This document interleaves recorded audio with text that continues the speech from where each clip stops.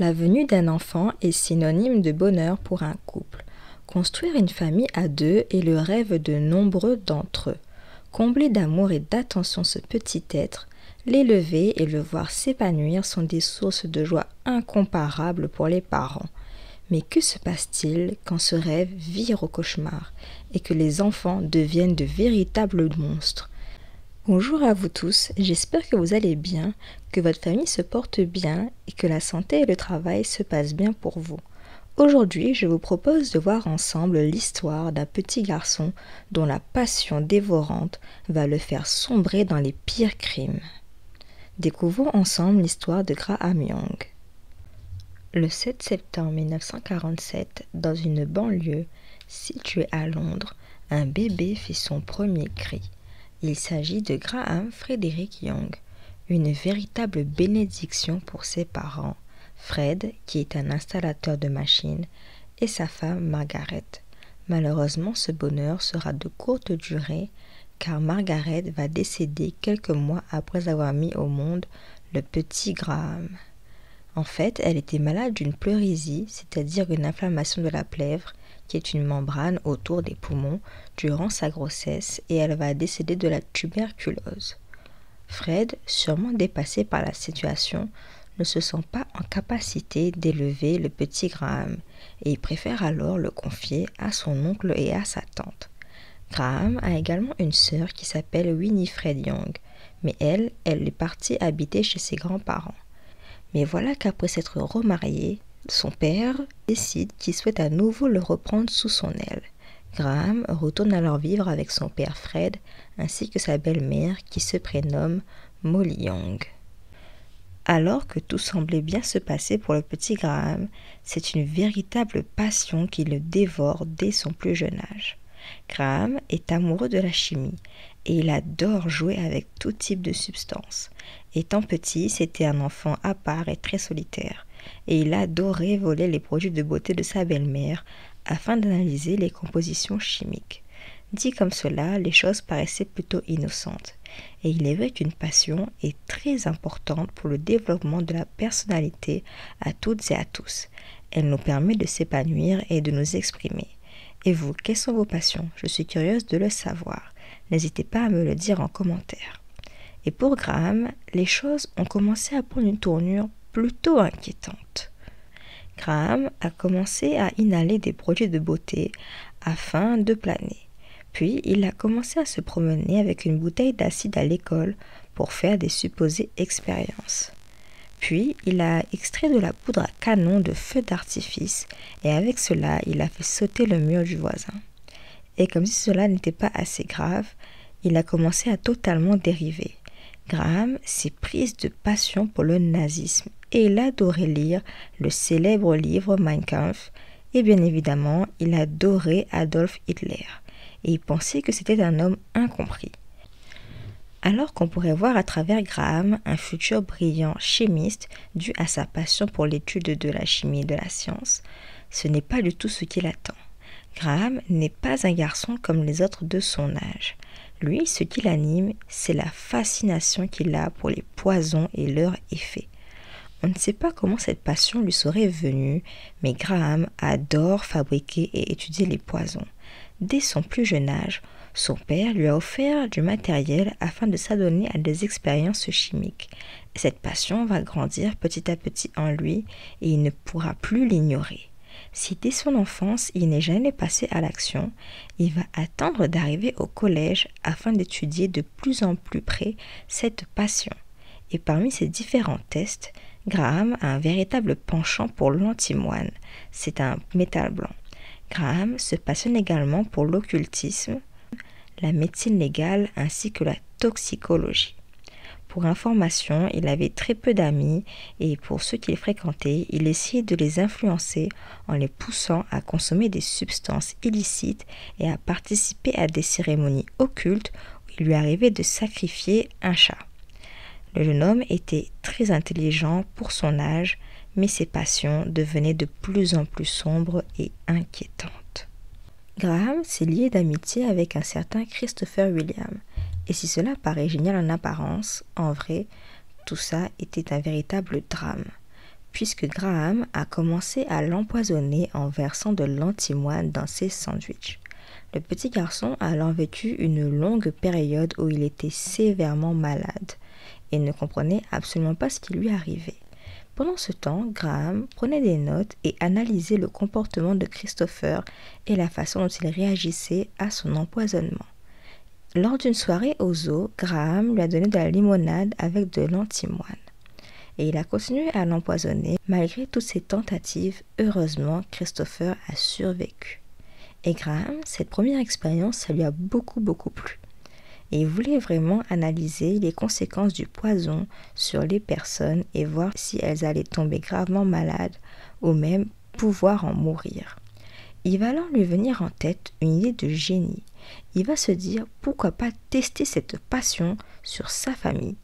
Qui de mieux placé pour ces expériences que ses proches? Nous ne savons pas si à ce moment-là, Graham était conscient ou non du danger que cela représentait de faire ingurgiter du poison à des gens, mais il semblait adorer le fait de ne pas savoir comment ces personnes allaient réagir et ne pas savoir les conséquences du poison. Graham va alors décider de tester le poison à nouveau sur sa belle-mère, Molly Young, qui était âgée de 37 ans. Et il faut savoir que Graham, il détestait sa belle-mère. Il a alors décidé d'empoisonner sa nourriture et sa boisson. Et cette pauvre jeune femme va immédiatement être prise de violents vomissements, de diarrhée, ainsi que d'horribles douleurs à l'estomac. Et Graham, quand il voit tout ça, il savoure ses instants et il commence à ressentir du plaisir face à ses actions. Graham aimait beaucoup le sentiment de contrôle qu'il ressentait en empoisonnant ses proches. Il a alors décidé d'empoisonner également son père, Fred, âgé alors de 44 ans. Et ce dernier a aussitôt été pris de violentes crampes d'estomac. Puis, jamais de sang-froid, il a également décidé d'empoisonner sa sœur Molly, qui rapidement est tombée malade. La famille Young était subitement pris de terribles maux de ventre et elle ne comprenait absolument pas le mal qui s'était abattu sur leur famille. Ils pensaient qu'ils avaient tous attrapé un vilain virus puisqu'ils souffraient tous de symptômes plutôt similaires. Pourtant, la famille de Graham connaissait parfaitement son amour pour la chimie et les poisons. Mais à aucun moment, ils ne se sont dit qu'il aurait pu être capable d'un tel acte. Le temps a continué de passer et les membres de la famille Young commençaient à maigrir à vue d'œil. Et Graham faisait semblant de ne pas comprendre ce qui se passait. Mais à l'intérieur, il était très heureux et il jubilait. Mais le jeune homme est très loin d'être bête. Et afin de ne pas éveiller tout soupçon sur lui, il a décidé naturellement de s'empoisonner également, mais bien sûr à faible dose en comparaison à ses proches. La vie a donc continué chez les Young et Graham a continué son passe-temps favori. Un beau jour, Graham a servi une tasse de thé empoisonné à sa sœur Winifred, ce qui était une routine chez lui. Mais cette dernière l'a alors goûté et elle a trouvé qu'elle avait un goût vraiment étrange, voire répugnant. Et elle a immédiatement mis de côté la tasse. Mais malheureusement pour elle, une seule goutte était suffisante afin de faire son effet. 1 heure plus tard, alors qu'elle se rendait dans une gare en route pour aller au travail, la jeune femme était prise d'hallucinations. Elle ne comprenait absolument pas ce qui était en train de lui arriver. Et ses collègues, heureusement, ont tout de suite remarqué que Winifred n'allait pas bien. Et ils ont décidé d'appeler le secours qui, une fois sur place, l'ont tout de suite conduit à l'hôpital. Après des examens approfondis, les médecins ont conclu que la pauvre femme avait été empoisonnée avec de la toxine appelée Atropa belladonna. Fred, son père, était totalement sous le choc et il était furieux. Il a alors demandé des comptes à Graham et voulait absolument savoir ce qui se passait. Mais Graham, face à ces questions, a affirmé ne rien savoir et expliqué que c'était sûrement sa belle-mère qui s'était trompée et qui, en voulant faire du nettoyage avec les tasses, elle avait confondu le shampoing avec le produit nettoyant. Mais Fred n'était pas du tout dupe et il ne croyait pas un seul mot de ce que disait son fils. Il a alors décidé de fouiller sa chambre ainsi que ses affaires afin de voir s'il ne trouvait pas de traces de poison, mais il n'y avait rien. Fred lui a alors fait la morale et lui a demandé de faire plus attention avec ses produits et ses expériences chimiques. Mais malgré les remontrances de son père, Graham ne comptait absolument pas s'arrêter à là. Il a continué d'empoisonner ses proches jusqu'au jour où un drame allait se produire. Molly Young voyait son état de santé se détériorer de plus en plus et elle devenait plus que l'ombre d'elle-même. Voilà qu'en un an, Graham avait continué de l'empoisonner avec de l'antimoine dans tous ses repas. Et il a ensuite décidé de passer à l'étape supérieure en augmentant la dose en rajoutant une forte dose de thallium. Et le 21 avril 1962, c'était un samedi de Pâques et Molly avait décidé d'aller faire une journée shopping. Elle avait bien profité, mais en rentrant, elle avait commencé à se sentir très mal. La pauvre femme était en train d'agoniser de douleur, tellement qu'elle a été admise à l'hôpital. Et la pauvre Molly, la belle-mère de Graham, est subitement décédée. C'était une véritable tragédie pour la famille Young, mais un malheur n'arrivant jamais seul, le père de Graham, Fred, était également dans un état très grave. Ce n'est pas une surprise si je vous dis que Fred avait été sévèrement empoisonné à l'antimoine et son foie était gravement endommagé. Il a été conduit à l'hôpital où il a frôlé la mort. Et pendant ce temps, son fils Graham continue de prendre des notes et analyser le comportement de ses proches face aux empoisonnements. Et par chance, Fred a pu être sauvé de justesse. Il lui aurait fallu une dose supplémentaire et il serait mort. Pendant que les médecins expliquaient à son père son diagnostic, Graham posait des questions et faisait des remarques sur les poisons. Pendant ce temps-là, la tante de Graham avait compris qu'il se passait quelque chose de pas net au sein de sa famille et elle soupçonnait fortement Graham d'être derrière tous ces maux de ventre et empoisonnements au sein de leur famille. On ne sait pas si à ce moment-là, Graham avait des doutes ou s'il savait qu'il allait être bientôt démasqué. La tante de Graham continuait avec ses recherches et ses doutes commençaient à augmenter de plus en plus. Elle avait alors décidé d'en parler à un professeur de sciences de Graham qui s'appelait Monsieur Hugg. Et Monsieur Hugg a décidé alors de garder un œil sur lui. Le temps a continué de passer et Monsieur Hugg a fini par tomber sur diverses bouteilles plutôt suspectes dans le casier de Graham. Et totalement choqué, il a fait remonter cette information au directeur de l'école. Et le directeur, lui, était totalement outré. Il a alors décidé d'avertir la police. Le 23 mai 1962, Graham Young a fini par être enfin arrêté par la police. Et durant son interrogatoire, le jeune homme a totalement avoué avoir empoisonné et tenté de tuer son père, sa sœur, mais également un ami. Mais il n'a rien dit à propos de sa belle-mère. Et malheureusement, on ne pourra pas l'inculper pour le meurtre de sa belle-mère, car lorsque cette dernière est morte, elle a été incinérée. Et à l'époque de sa mort, elle avait été considérée non pas comme un homicide, mais un décès survenu suite à des complications après un accident de la route. Cette nouvelle a dû être un déchirement pour sa famille.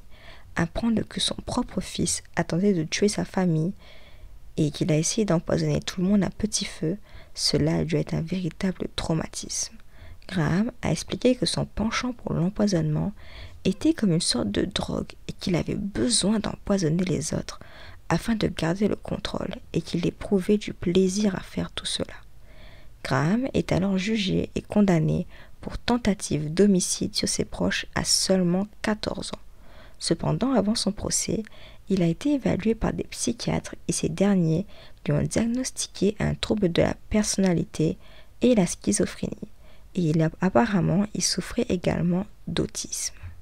Il a alors été décidé que sa peine serait transformée en une hospitalisation dans un centre médical pour personnes souffrant de troubles mentaux. Pensez-vous qu'il aurait dû aller en prison ou qu'il méritait justement d'être hospitalisé afin de suivre un traitement adapté? Graham sera alors envoyé à l'hôpital de Broadmoor et là-bas, même s'il a échappé à la prison, sa vie était extrêmement cadrée. Il n'avait pas le droit de sortir, sauf sous la décision du ministre de l'Intérieur. et il devait y séjourner pour une durée de 15 ans. Donc, n'hésitez pas à me dire en commentaire votre avis sur son hospitalisation au lieu de sa peine en prison. Graham a continué de se perfectionner dans sa passion, malgré qu'il était dans son séjour à l'hôpital. Puisque là-bas au centre, il a étudié des textes médicaux et il a même pu approfondir ses connaissances sur les poisons à la bibliothèque.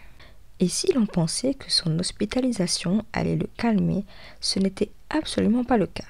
Puisqu'arrivé là-bas, Graham s'est laissé pousser une moustache comme Hitler et il a commencé à construire des croix gammées qu'il portait autour de son cou. Et comme Graham ne fait jamais les choses à moitié, il a pu également tester ses nouvelles connaissances sur d'autres détenus ainsi que sur le personnel, dont un malheureusement va trouver la mort. Graham s'amusait donc à empoisonner le café du personnel avec du javel.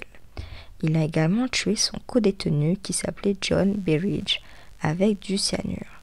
Car Graham était extrêmement intelligent et il avait profité de son séjour pour agrandir sa culture des poisons.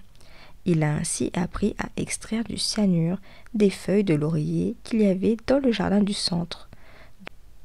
Mais Graham n'oubliait pas pour autant sa famille, puisque même s'il était enfermé dans son institut, il avait gardé contact avec sa sœur en lui écrivant des lettres. Il a même pu séjourner chez elle pendant une semaine et il a reçu sa visite au centre. Pendant que Graham continuait à être encore plus intelligent en se cultivant, le centre était persuadé qu'il faisait des efforts et qu'il s'améliorait. Le personnel du centre a jugé que Graham avait changé et qu'il était désormais hors état de nuire. On va se demander où est-ce qu'ils ont pu sortir une idée pareille. Mais en vérité, Graham était extrêmement rusé et il avait réussi à tromper tout le personnel en jouant au parfait détenu. Le docteur Unwin, qui était au centre, a déclaré à propos de Graham qu'il n'était plus obsédé par les poisons, la violence et les méfaits. Mais en vérité, Graham l'avait très bien dupé et il avait réussi à lui convaincre qu'il était apte à réintégrer la société et qu'il avait des remords. Alors, pensez-vous que Graham allait pouvoir être libéré ou non? Dites-moi en commentaire ce que vous pensez. En février 1971, à la surprise générale de tout le monde, Graham Young est libéré du centre médical après 9 ans et il a pu commencer une nouvelle vie. Et oui, extrêmement intelligent, il a pu trouver le moyen de retrouver sa liberté. Graham avait alors 23 ans et pour beaucoup, il paraissait être un homme nouveau et cette libération signait un nouveau départ. Pourtant, à sa sortie du centre, Graham a déclaré à une infirmière « Quand je sortirai, je vais tuer pour chaque année que j'ai passée ici ». Alors, pensez-vous que Graham allait pouvoir changer ou qu'il allait retomber dans ses déboires? Alors que l'on pensait que Graham aurait pu galérer une fois libre à trouver du travail, cela n'était absolument pas le cas. Le jeune homme avait de la ressource et il s'est très vite trouvé un nouveau travail dans un laboratoire nommé John Adlon qui n'était pas très loin du domicile de sa sœur. Et Graham allait enfin reprendre sa vie en main, mais il n'était pas question pour lui d'arrêter sa passion. Il travaillait désormais dans une société qui fabriquait des lentilles infrarouges avec un produit chimique qui s'appelait le bromure de thallium iodure. Et cette substance, elle ne pouvait pas être trouvée dans son laboratoire.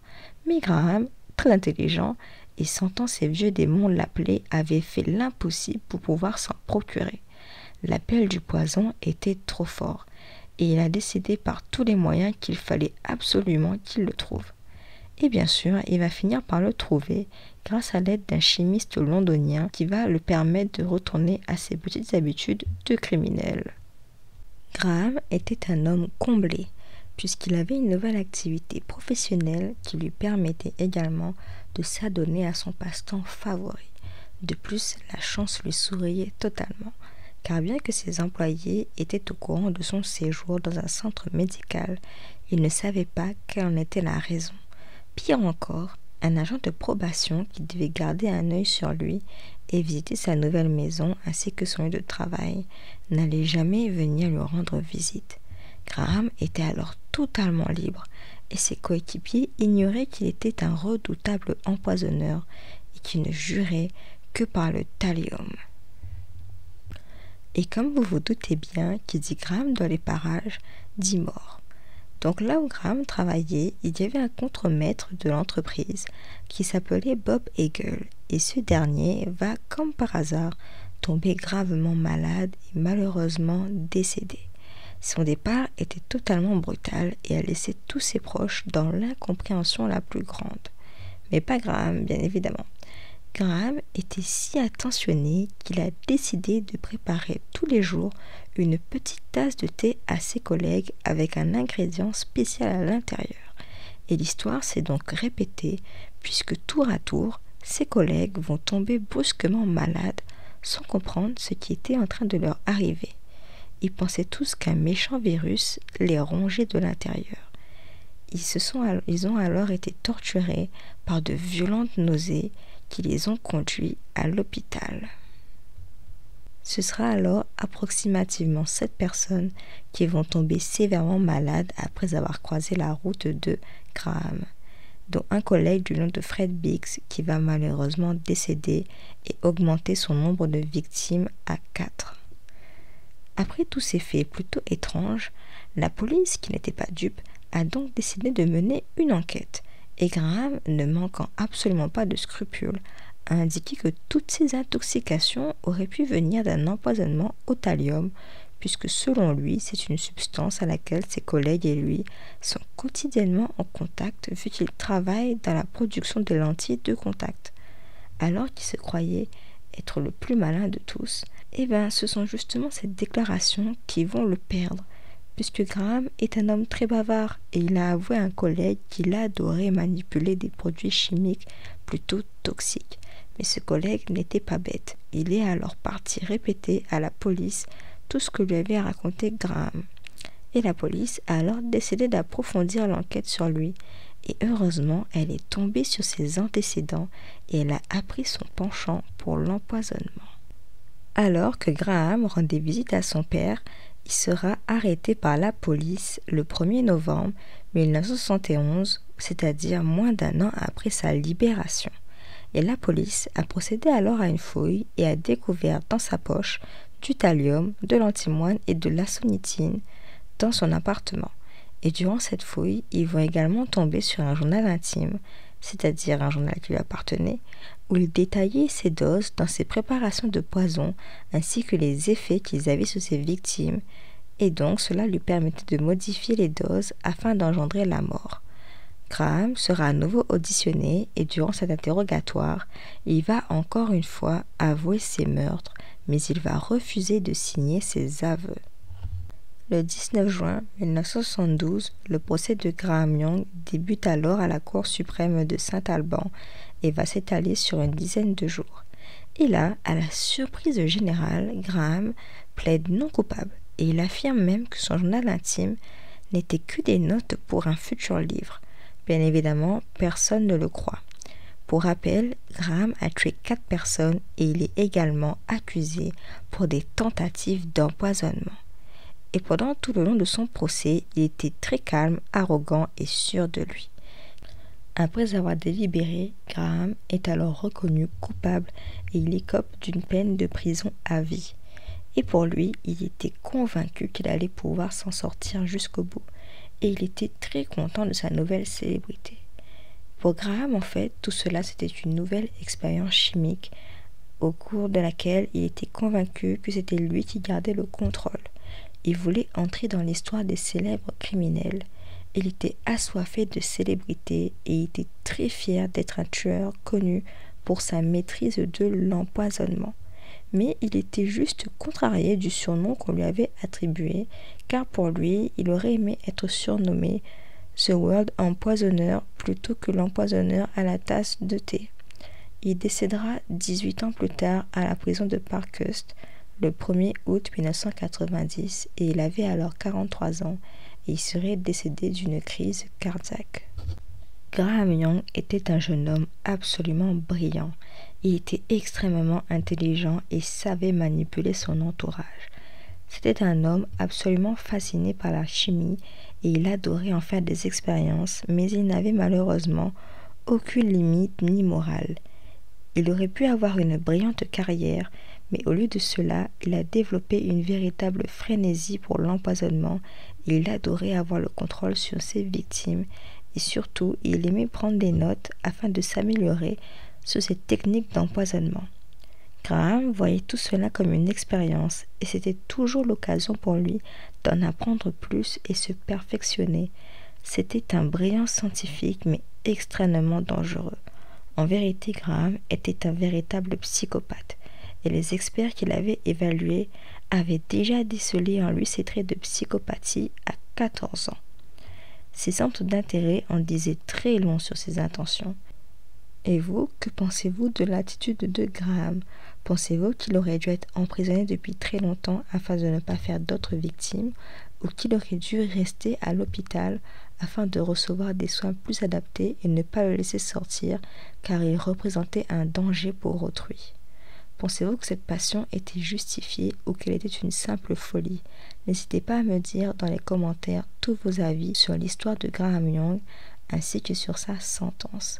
C'est ainsi que se termine cette histoire. J'espère qu'elle vous a plu. N'hésitez pas à aimer, partager et commenter si cela est le cas.